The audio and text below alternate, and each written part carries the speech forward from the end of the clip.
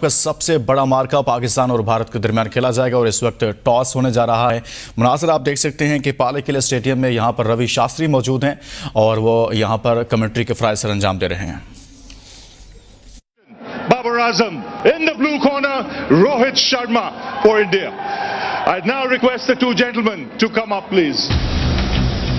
We also have the match referee Javagal Srinath and the toss representative Alok.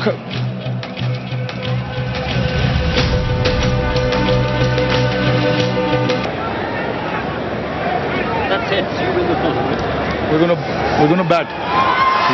Rohit, what have you decided? We're gonna bat first. What do you make of this weather? Does it change your plans in any way? Honestly, I mean, look, there is a bit of weather around, but we can't think too much about it. At the end of the day, you got to come out and play good cricket, and yeah, embrace the challenge, embrace the situation, and take the game forward. And you've had time to prepare before this event. It's 2 big months of cricket coming up. How do you look at this event and this game? Yeah, no, look, luckily we had some time off,